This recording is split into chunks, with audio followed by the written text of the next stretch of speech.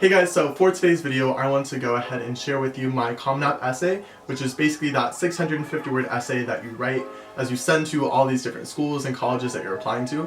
And I like to say that's basically your personality down on paper. So talking about what makes you unique, your interests, your aspirations, all that kind of stuff. And so even though this might look different for different colleges, you might be applying through the Coalition app or the Common App or university specific applications, all this stuff. Generally, when you're applying to a college, they want to see some sort of big centerpiece essay in your application. Anyway, so this is my essay that I'm going to be sharing with you. I'm going to be reading it right from my laptop, and so please excuse me looking to the side a little bit.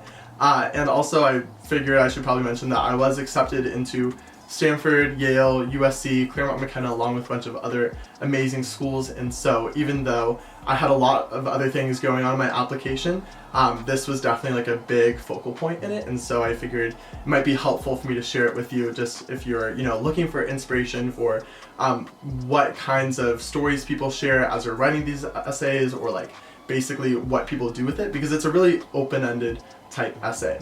And don't get me wrong, you shouldn't be, taking notes as you're watching this video or trying to copy down things I say, because really these essays are about you and who you are, not who the people that you're watching videos of are, if you know what I'm saying, I guess. Anyways, I figured I might as well just get straight into it, so here we go. Getting you here was hard, Jose, but you fight so that the next kid doesn't have to. Speaking to me was the vice president for one of the largest Christian youth ministries in the world. We were in the middle of a camp on an inlet in British Columbia, where I had been serving for the summer. She told me that, despite this ministry's immensity, which spreads across several continents and serves millions of youth, I was the first openly gay student ever accepted as a work crew volunteer. When she recounted the many calls that were made after my sexual orientation came to light in my application process and how close I came to being rejected for it, I was stunned. I knew the organization had had some homophobic policies, but never had I realized the stories I saw on the news of discrimination could be a part of my own reality. I exist on the borders between opposing and overlapping worlds, where my sexual orientation crashes into my faith, and my Mexican heritage intersects my American upbringing. Many people may see this statelessness as condemning me to the life of a wanderer who slipped through the cracks of society. However, I regard myself as situated at the crossroads, where the privileged and disadvantaged intersect. My background and experiences have given me the ability to bridge these long-lasting divides through focusing on commonalities with others in order to foster empathy, even though it's hard. I'm less like a wanderer and more like a cartographer, who every day sets out to chart the terrain around me so as to develop paths for others to move from one place, cultural, political, or spiritual, to another. Charting my terrain looks different every day. Sometimes it's traveling to the doors of people like Don, a retired veteran whose door I knocked on as I interned with Representative Pramila Jayapal's campaign. Though he had vastly different political opinions and seemingly the world's worst hearing aid, we found common ground in our faith, sharing a rich discussion on how Christ guides our ballot. After our conversation, Don, interested in this Pramila gal, gladly took my campaign literature, and I left more understanding of how politics are influenced by faith.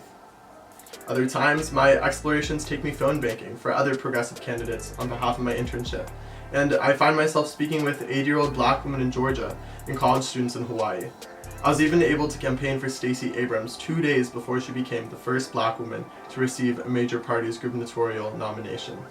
The paths I discover are most important for students like Alex, a boy recently immigrated from Mexico who seems never to be able to sit still.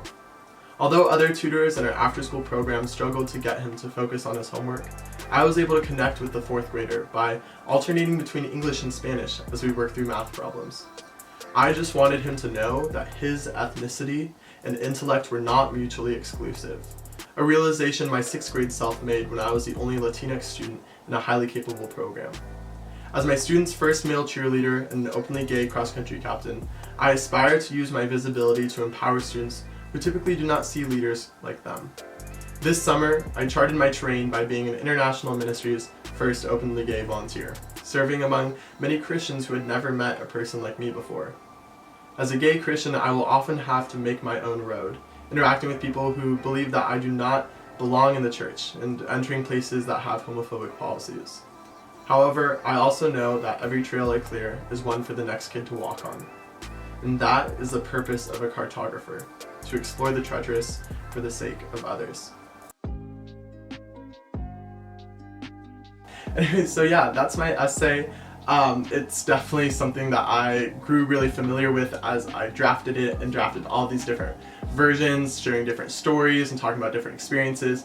And even though I had all these different ideas on what I wanted to talk about, at the end of the day, it was kind of this string of narratives in different parts of my life and personality and stuff that I decided best represented who I am. My college and career counselor at my high school always tells me that when you write a college essay, you should write it so that if you were to print it out and drop it in the middle of a hallway in your school, anyone who was walking by could pick it up and know exactly who wrote it. And so as I drafted all these different versions, it was really this one that I felt really fit that role, you know? I am definitely like a figure in my school, and I do lots of different things between running cross country and track and doing cheer this last year and volunteering, doing all this stuff, but really it was this idea of like who I am that seemed to be a lot more important than just the things I do. And it's kind of like the crux of those two different elements of me, of like my background, but then what I do with that background to try and make a difference in the world. And so yeah, that's my story. I hope you guys enjoyed it. I hope you find it helpful.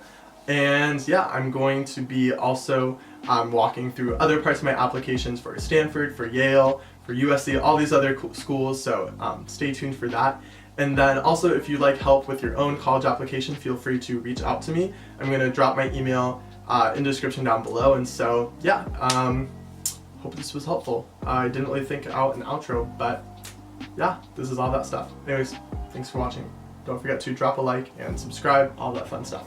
Okay, bye. Bust down, Tatiana. Bust down, Tatiana. I wanna see you bust down. Pick it up, now break that down. Break it down. Speed it up, then slow that down on the gas. Slow it down. Bust it, bust down, bust it, bust down on the gas.